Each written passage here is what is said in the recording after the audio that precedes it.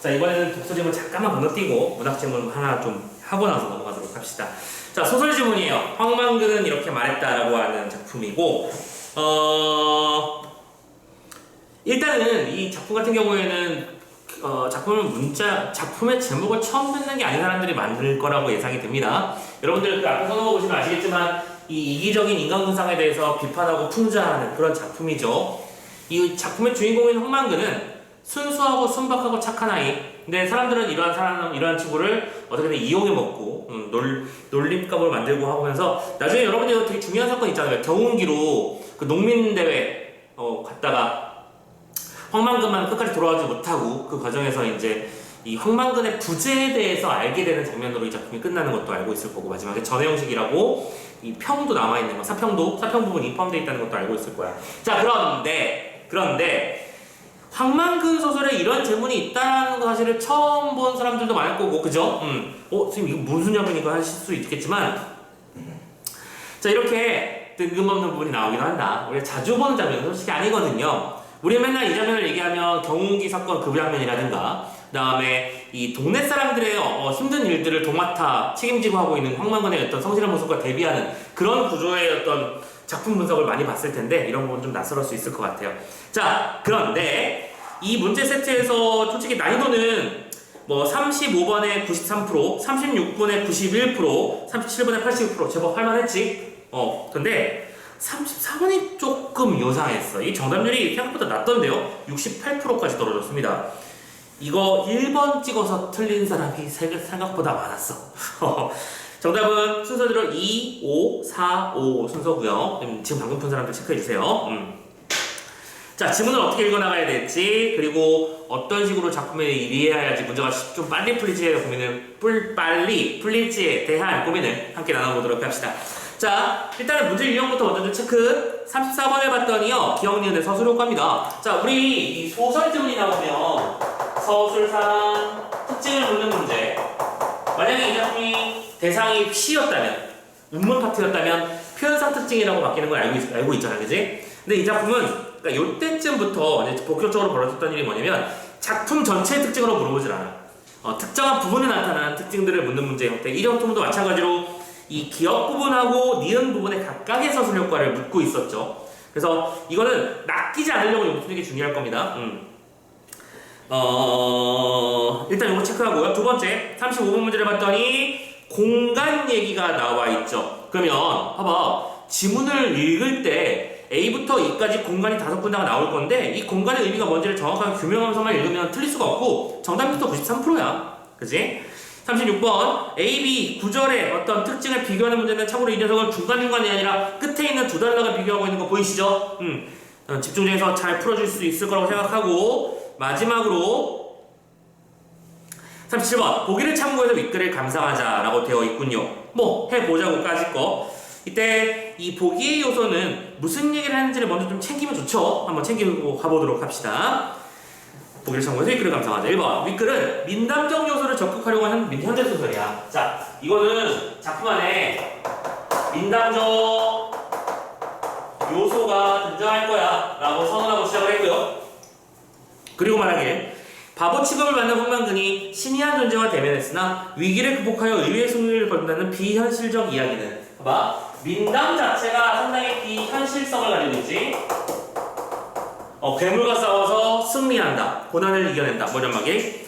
이런 것들은 민담적 특징을 잘 보여준다라고 해서, 오케이, 지금 이 안에 등장하는 키워드들이 뒤쪽에 나오는 문제 출제형 보기라는 걸 좀 염두에 두고 읽어 나가셔야 합니다. 예를 들어 방금 신이한 존재라는 표현이 나왔고요. 또 의외의 승리라는 단어도 보이고 있고, 그 밑에 반복적이거나 위협적인 어구의 사용, 마지막으로 구성진 입담 등. 얘들아, 구성진 입담은 뭘까? 그러니까 쉽게 말해서 이걸 뭐라고 표현해야 될까? 구성지다. 뭔가 맛이 살아있는, 우리가 그 안에 흠뻑 빠져들어갈 만한 요소를 가지고 있는 이런 것들을 말하는 거거든. 오케이, 이야기 흠뻑 빠져서 지금 아까 우리 정태기도 얘기했지만 지문에는 쭉쭉 읽히죠. 옛날 얘기 읽는 것 그런 느낌으로 그런 특징이 많이 나 있다는 거고, 그래서 언어의 주술성과 해학성이 잘 드러난다. 주술성, 해악성. 지금 선생님이 이걸 왜 쓰고 한다는 거예요? 이 요소가 우리가 보게 될 선택지에 등장해야 한다는 얘기겠지? 어쨌든 보기 적용 형태의 문제는 내 나름대로의 추론으로 풀라는 게 아니고 이 틀을 줄 테니 이 틀을 기준으로 한번 지문을 읽어봐라고 말하는 것이니 이런 단어들을 미리 집어넣고 지문을 읽으면 됩니다. 자, 차분히 한번 읽어봅시다. 자, 앞부분 줄거리 그냥 주는 거 아니라고 했었죠? 이유가 있어서 주는 거라고 가보자. 황만근은 마을 사람들에게 바보 취급을 받지만 외지 출신 민 씨는 다르게 생각하는데요. 어느 날 밤에 집에 가던 밤늦게 집에 가던 황만근은 토끼 고개에서 거대한 토끼를 만납니다. 자, 민 씨가 있고요. 이러한 민 씨는 황만근이라는 대상을 잘 긍정적인 시선으로 보고 있어. 근데 이 황만근이 토끼 고개를 넘어가다가 토끼 귀신을 만났대요. 자, 이게 민담 같은 요소로 이루어졌다고 했다는 걸 귀신이라고 쓰지 않나요, 미리? 민담 같은 요소가 있다고 했었으니까 그냥 바로 갑시다. 그게 뭔 소리라? 내가 내 집에서 내 발로 가는데 네가 뭐라고? 좀 어색하지만 들어주세요. 네, 집에 못 간다 하나 귀신만 쏙 물러가고 속기만 착 엎드리라 하면서 너를 타고라도 집에 가겠다고. 지금 누가 누구한테 하는 말이야? 황만근이 토끼에게 하는 말이겠죠. 오케이? 자, 황만근은 토끼에게 굴하지 않고 꺼지라고 말하고 있는 중입니다. 거대한 토끼는 황만근이 한 번도 맡아본 적 없는 비린 냄새를 풍기며 느릿하고 탁한 음성으로 다시 말합니다. 너는 여기서 죽는다.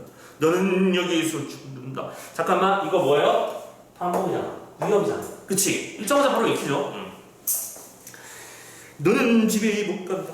무서워 그래. 황만근은 온몸에 소름이 돋고 털이 난 털은 모두 위로 곤두섰다. 그치, 한밤중에 나 혼자 산속을 걷고 있는데 너걸 만나서 죽네 사내 하고 있으면 무섭지 당연히. 그런 황만근은 그래도 있는 힘을 다해서 토끼를 밀치며 비키라! 하고 소리를 질렀는데요.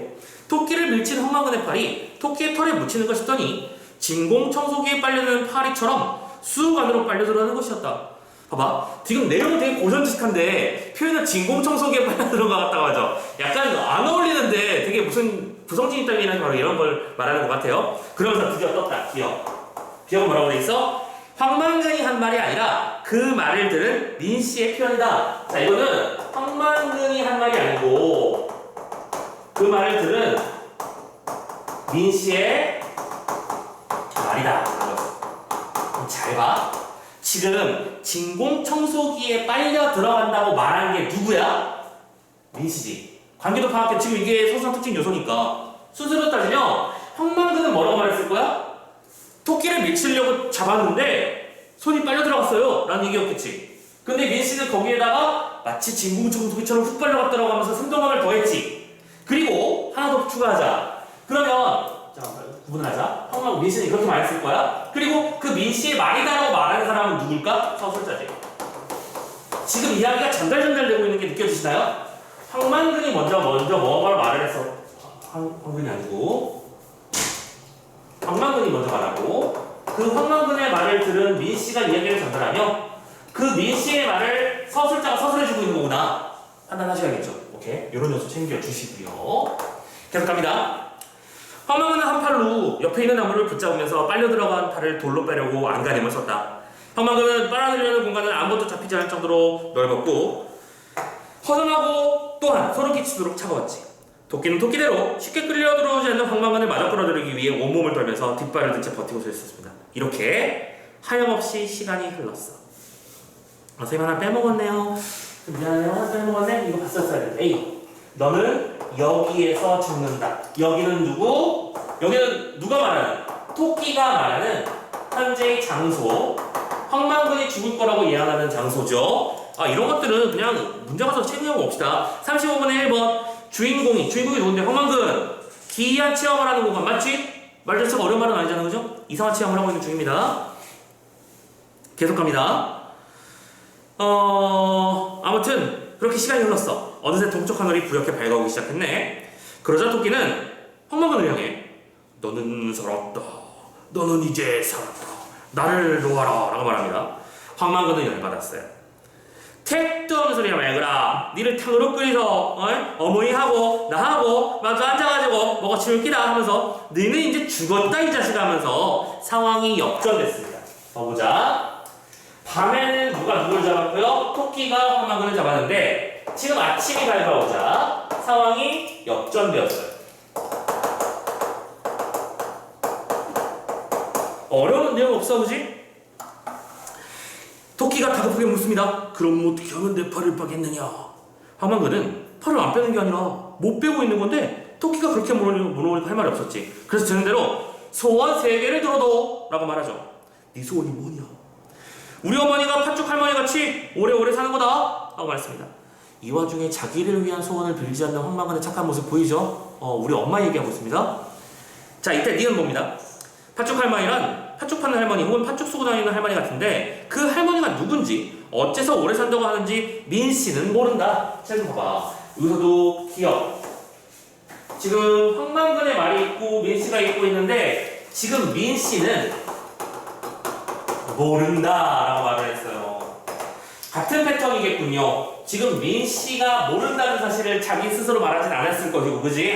몰랐겠지. 근데 그거는 누가 알려주고 있는 거야? 서술자가 현재의 정보를 알려주고 있는 상황입니다. 그쵸? 체크해 주시고요. 아무튼 쭉쭉 갑시다. 어렵지 않으니까 빡빡 가자. 다음 페이지. 토끼는 마을이 있는 서쪽으로 고개를 기울였다가 몸을 소스라치게 떨고 힘겨운 소리로 말했습니다. 지금 들어 죽었다. 자, 이때 마을은 어디죠? 자, 2번 설명 읽어봅시다. 35번에 2번. 주인공이 복귀해야 될 일상적 공간입니다. 맞죠? 여기는 토끼와 함께 있고 저기는 어머니가 살고 계시고. 다음 뭔데? 여우 같은 마누라가 생기는 거다? 송편을 3번 먹으면 네 집으로 올 거다. 다음은 뭐냐? 떡두께 같은 아들이다. 마누라가 들어오면 영광 해줄 거야. 이제 나를 놔라. 내가 는쟁이를 잡았나? 네가 갚으려면 되지 바보자스가 하면서 이제 그 공포의 어떤 귀신 같은 존재인 토끼를 보고 바보라고 부르고 있죠. 황망근의 깡따고도 깡따고지만 이런 게 바로 아까 말했던 구성진입단, 해악성 같은 요소일 거야. 그러자 토끼는 속았다는 걸 알았는지 얼굴이 무섭게 풀리더니 황망근의 얼굴에 뜨겁고 매운 김을 뿜었죠. 황망근이 눈을 뜨지 못하고 쩔쩔매다가 다시 떠보니까 자신의 팔은 돌아와 있었죠. 황망근의 주변에는 토끼털이 무수히 떨어져 바늘처럼 반짝이고 있었고 황망근은 제대로 숨쉴 겨를도 없이 그 집으로 달려갔지. 지금 이거 민화적이라고 민담적이라고 했었는데 전설적 요소도 가지고 있는 것 같지 않냐? 우리 공부했었잖아. 신화, 전설, 민담의 차이점. 신화는 전 우주적 근거가 나오고, 그치? 보편적 증거물이라고 하지. 전설의 특징은 구체적 증거물이라고 했었지. 어떤 사건의 흔적이 남아있는 것. 지금 여기서 토끼털이 그 역할을 해주고 있는 것 같아. 자, 아무튼 집으로 왔습니다. 이제 상황 판단 잘해야 돼. 지금까지는 어쨌든 황망군이 산에서 바꿨던 일을 하나뿐이었으니까. 자, 그리고 참고로 이때 C, 주변이라고 하는 건 3번, 주인공의 지난밤 체험의 흔적이 남아있는 공간 맞죠? 오케이, 여기까지 문제없이 쭉쭉 풀리고 있죠? 집으로 왔습니다. 동네 곳곳에 닭들은 횃대에서 소리치고 울고 있었지. 황망근은 밖에서 어머니! 어머니 하면서 소리치면서 마당으로 뛰어들어갔습니다. 근데 방 안에서 기척이 없고요. 방 안에 들어가 보니 어머니는 나갔을 때 모습 그대로 배치장처럼 변해 앉아 있었죠. 자, 4번 읽어볼까? 주인공이 어머니에 대한 불안을 감지하는 공간이 마당입니다. 맞나요? 엄마 부르는데 대답은 없고 어머니는 가만히 움직이지 않고 있어. 어머니! 하면서 어깨를 흔들자 젊은 어머니는 모로 쓰러져 버렸지. 그러면서 칵 하면서 목에서 주먹밥덩어리를 토해냈는데요. 황망근이 어머니를 껴안고 통곡을 하다가 손발을 주무르고 얼몸을 얼어만지자 어머니는 눈을 떴다. 니 와 이제 왔노? 라고 말하죠. 참고로 스토리 나중에 보시면 아시겠지만 황망근이 그 농민 걸기 대회에 나갔었을 때도 엄마가 고등어 두어달라고 해서 그 고등어도 사러 갔었잖아요. 그죠? 아무튼 황망근은 그러니까 여기서 어머니는 손을 낚았다가 안 해요. 야 밥 차려와. 야 배고파. 야 이불 깔아. 이렇게 하면 황망근이 다 알아서 하는단 말이야. 그치? 어머니조차 황망근을 너무 편안하게 이용하고 있는 거였고 지금 여기서 탓을, 그치? 아들 탓을 하고 있는 거다. 자기가 혼자 밥 먹다가 거기서 걸린 건데 아들한테 왜 인정하냐고 화를 내고 있죠. 밤새도록 토끼하고 씨름을 하다 왔다. 니 왜 안 나와? 니 기다리다 아까 해들녘에 달개구리 밥 한 덩이 목이 넣었다가 목 맥혀서 죽을 뻔했다. 움직이다가는 더 맥힐 것 같아서 손으로 까딱 못하고 니가 오히려 기다리고 있었느라 이 문디 같은 놈의 자식아 왜 밥만 해놓고 물을 안 떠다녔나? 엄마 성격 보이죠? 밥을 했으면 물을 해놨어야지. 내가 죽을 뻔했잖아 나쁜 놈아라고 말하고 있는 중입니다. 오케이. 황망근은 울다 웃다 덩실덩실 춤을 추고 있죠. 왜 춤을 추고 있는 거야? 엄마가 살았다는 사실, 즉 소원의 성취를 확인했으니까요. 그리고는 어머니에게 엉덩이를 채워 물을 들어 동네 우물로 달려갔지. 빨리 가서 물 가져오라고 했으니까요. 자, 이제부터 A, B가 나옵니다. 체크 잘해. 이때 우물의 정보는 그 다음부터 나올 거야. 그날 우물가에서는 황망근의 기이한 체험이 여러 사람의 입으로 하루 종일 수십 번 되풀이되었고 종래 결국 황만근이 우물가로 초청되어 입이 아프도록 같은 얘기를 늘어놓아야만 했지. 내용상에 어려운 내용 없죠? 사람들이 황만근이 도대체 그런 토끼의 귀신 만나고 왔다고 하니까 도대체 어떻게 된 거냐고 서로 묻다가 나중에 황만근까지 불렀어. 그리고 나서 B, 송편을 세 번 빚을 만큼의 시간, 즉 3년이죠. 세 해가 흐른 후에 토끼의 말대로 어떤 처녀가 그 집으로 들어왔을 때 동네 사람들이 황만근을 보는 눈은 확 달라졌죠. 그렇죠? 약간 후일담 같은 그런 성격을 지니고 있는 그런 구절이었습니다. 상대적으로 읽기가 쉽지 않니? 이 정도면 수월하게 풀 수 있을 것 같아. 근데 문제는 지문을 룰루랄라 즐겁고 신나게 읽었지만 문제를 틀리면 안 된다는 사실이야. 가보자. 1번 서술력합니다. 먼저 기억을 통해서 민씨가 황만근에게 들은 말을 그대로 전하고 있음을 알 수 있다. 이게 말이 아니잖아. 이게 황만근의 말은 빨려 들어갔어요. 요거 민씨가 그거를 마치 공기청정기다. 진공청소기에 빨려 들어가는 것처럼이라고 수식한 걸 서수장을 말해준 거잖아. 그러면 민씨는 황만근의 말은 그대로 전한 게 아닌 거지. 오케이? 1번 땡. 2번 니은을 통해 황만근의 말을 전하는 민씨도 다른 인물들처럼 서수자의 서술의 상황을 알 수 있다. 그렇지? 민씨는 모른다. 나는 모른다는 거 아니고요. 그렇지? 2번이 그래서 정답이었습니다. 3번 기억과 니은을 섞지하면 황만근과 토끼의 배경 과정을 파악하기가 어려워되니? 아니죠. 오히려 쉬워집니다. 지금 이런 서술자의 등장으로 인해서 내용이 끊어지는 효과를 주는 거였잖아. 내용이 전개가 되다가 중간에 딴 얘기했다가 다시 원래 얘기로 돌아갔다면 이건 끊어주는 역할을 하는 거지. 오케이? 쉬워지게 되는 거죠. 4번 기억과 니은은 황만근과 토끼의 대결 과정에 좀 더 자세하게 몰입해서 읽도록 도와주는 이것도 마찬가지. 3번이랑 같은 얘기지. 몰입하도록 만들어준다는 거는 흐름을 끊지 않는다는 소리고 흐름을 끊지 않으려면 이런 것들이 아예 나오지도 말았어야지. 마지막 5번이야. 기억과 니은을 통해 황만근이 민씨로부터 전해 들은 이야기가 다시 서술되고 있음을 확인할 수 있다. 뭔 소리야. 황만근이 민씨로부터 들은 게 아니라 민씨가 황만근으로부터 들은 거잖아. 그쵸? 그래서 5번도 답이 될 수 없음 체크할 수 있겠고요. 됐죠? 자, 참고로 35번에 5번 마지막 거 만든 건 우리가 그냥 우물 파트 때문에 넘어왔었죠? 마지막 확인해 봅시다. 주인공이 어머니의 요청을 동네 사람들에게 전하러 간 거냐. 자, 얘는 문제 겁내 쉬워. 5번이었잖아. 그치? 문제에서 오답을 만들어내는 방식에 집중해라. 지금 이 문장을 맞는 말로 바꿔볼게. 주인공이 어머니 요청, 이것도 따져볼까? 어머니 요청은 뭐죠? 가서 물 떠와. 목 막혀지. 맞아? 그래서 이걸 동네 사람들에게 전하러 가는 거야? 어머니 요청은 목마르니까 물을 떠오렴. 그럼 목마르니까 물 떠오라고 다른 사람한테 전하러 간 거야? 아니죠. 황만근은 우물에 물 들어갔다가 자기가 겪었던 일을 옆 사람에게 얘기했고 이러니까 자연스럽게 우물 곁에 사람들이 웅성웅성했고 다시 황만근이 불려와서 자신이 겪었던 일을 반복할 수밖에 없었다는 얘기가 핵심 내용이었어. 이게 왜 전하러 간 거냐? 말이 안 되잖아. 그런데 어쨌든 주인공이 어머니의 요청을 실행하러 가는 공간도 맞고요. 그쵸? 주인공이 동네 사람들에게 이야기를 전하러 가는 공간도 맞잖아. 무슨 말인지 알겠어? 즉 지금 여기 나와 있는 단어들과 심지어 그 문장의 구성 요소 하나하나가 다 따로 뜯어보면 맞는 말들이야. 근데 이걸 어떻게 써? 부대한 다음에 레고 블록 잘못 섞듯이 이상하게 섞어버렸잖아. 이게 바로 뭐라고? 오답을 만들어내는 방식이라고. 누차 말씀드렸죠?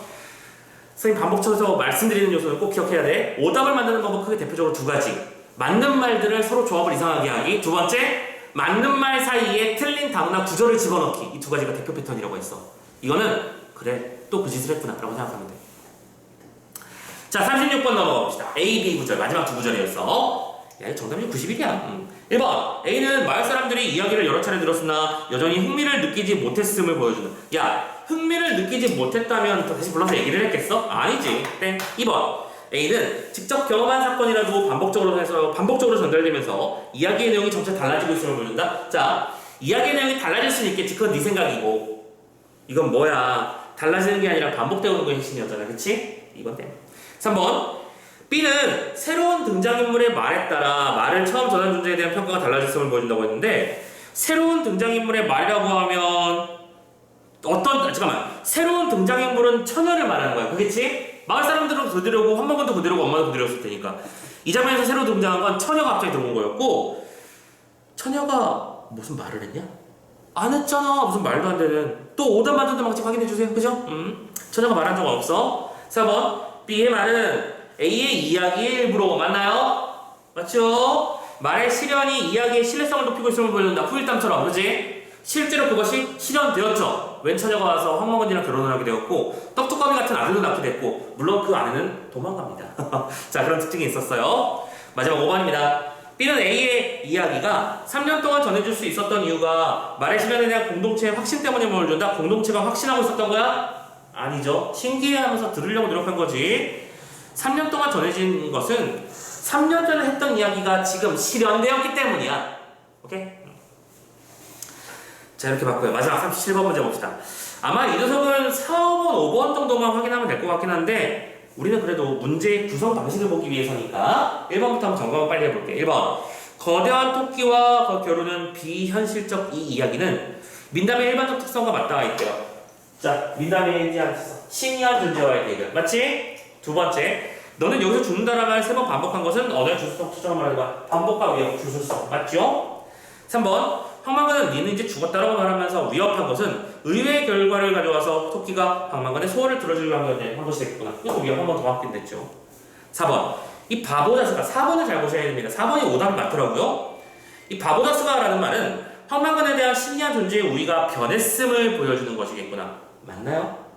변한 거 맞지? 지금 원래 우위는 누구였어? 밤에는 토끼의 우위였는데 아침에 되자 상황이 역전된 거를 확인할 수 있었고 그래서 여기서 바보라고 불렀잖아. 황망근이. 그렇지?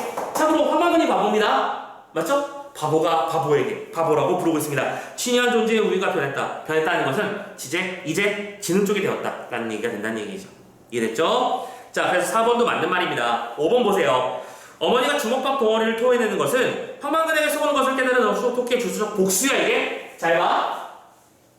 누군가는 죽을 뻔했었는데, 그지? 황망근이 살린 거 아닌가라고 해석할 수도 있을 것 같아. 근데 이 문제의 패턴은 뭔데요? 보기를 통해 작품을 이해하는 거잖아. 보기에서 토끼가 주술적으로 뭔가 복수했다는 얘기를 한 적이 있어? 아닙니다. 지금 복수의 비읍도 없습니다. 지금 속에는요. 그쵸? 오케이? 그런 걸 판단할 근거가 없습니다. 그래서 답이 5번인 거야. 함부로 넘겨주지 마시고요. 알겠죠? 5번도 개인적으로 해석을 한다면 이렇게 할 수도 있다는 건 틀린 말은 아닌 것 같아. 하지만 이 문제는 보기를 통해서 적용해서 비교해보라고 했으니까 이거 연결하는 게 중요하다 라는 말씀을 드리고 싶어요. 아시겠죠? 자, 좋습니다. 여기까지 해서 현대소설 파트 하나 마무리 지었고요. 영상 좀 끊어가자.